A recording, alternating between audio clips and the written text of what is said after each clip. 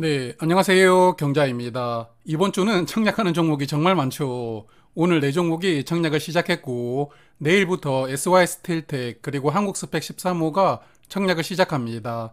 그래서 오늘은 두 종목을 청약하기 전에 마지막으로 체크를 해보겠습니다. 먼저 SY부터 말씀을 드릴 텐데 워밍업으로 소개를 드리지 않았죠. 사업부터 간단하게 보고 시작하겠습니다. 건물을 지으려면 화면 왼쪽처럼 생긴 틀로 먼저 건물의 모양을 잡습니다. 그리고 이 틀과 틀 사이 공간에다가 콘크리트를 부어서 시멘트 벽을 만드는데요. 이 틀을 거푸집이라고 부릅니다. 그런데 요즘에는 거푸집을 사용하지 않고 화면 오른쪽처럼 생긴 데크 플레이트라는 재료를 사용해서 시멘트 벽을 만든다고 하는데요.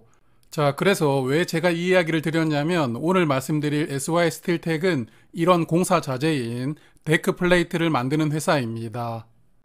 데크 플레이트를 사용하면 기존의 거푸집을 사용했을 때보다 공사 기간이 단축이 되고 공사비와 인력 그리고 건설 폐기물까지 감소한다고 하는데요. 여하튼 여러 방면에서 더 좋으니까 데크 플레이트를 사용하는 공사 현장이 점점 늘어나고 있는 추세라고 합니다. 최근 3년 동안 실적을 보면 일단 매출이 매년 늘어나고 있습니다. 올해 상반기도 매출액이 634억 원이었으니까요. 전년 매출액이었던 1000억 원보다 더 늘어날 수 있을 것 같고요.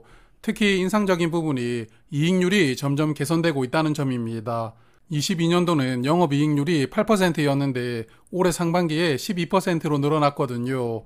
그래서 이 회사는 매출도 매년 늘어나고 있고 이익률도 10% 정도 되는 탄탄한 손익 구조를 가지고 있는 회사입니다.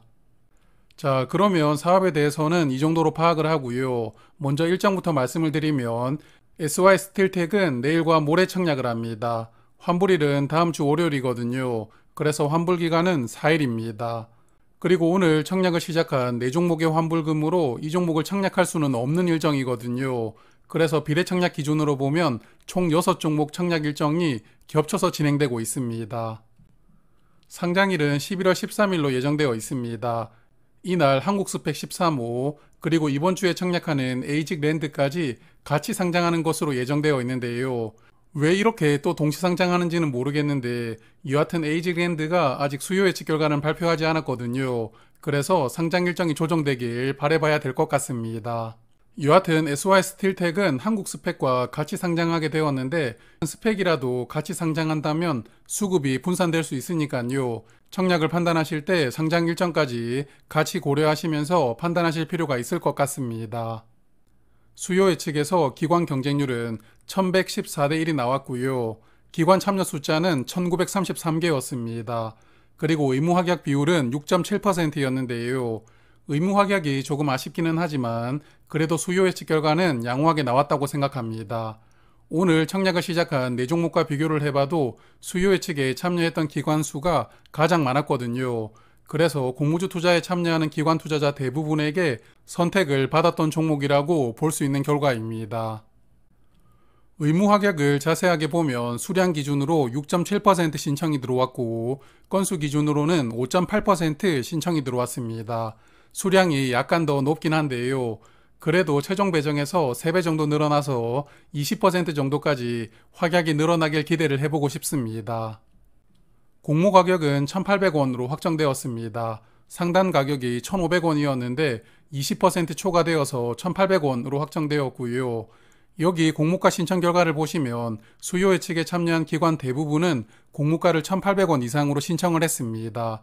그래서 공모가를 20%나 높였지만 그래도 1,800원이라는 가격이 무리하게 책정된 것은 아니라고 생각합니다. SY는 공모가 선정을 위해서 유사기업 3개사를 선정했는데요. 덕신하우징, 제일테크노스, 윈하이텍이라는 종목입니다. 세 종목 모두 SY의 주력 제품인 데크 플레이트를 만드는 기업이라고 하더라고요. 그래서 유사기업은 적절하게 잘 선정했다고 봅니다. 자, 그래서 이 세 종목 오늘 오전 주가 기준으로 밸류를 한번 비교를 해보았습니다. 최근 4개 분기 순위 기준으로 PER을 계산해보면 덕신하우징은 PER이 4.9배, 제일테크노스는 3.6배, 그리고 윈하이텍은 9배였습니다. 윈하이텍 PER이 유사기업보다 밸류가 꽤 높게 형성되어 있는데요. SY는 공모가 기준으로 시가총액이 551억 원입니다. PER은 5.7배로 상장하게 되었는데요.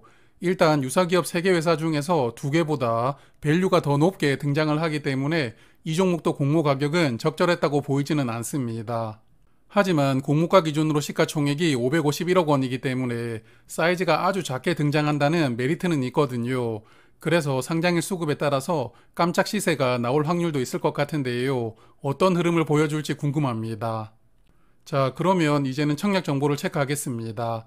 총 700만 주를 모집하고요. 일반 투자자에게 175만 주가 배정되었고 우리사주 조합에도 10% 비중으로 70만 주를 배정하였습니다. 청약 주관사는 KB증권인데요.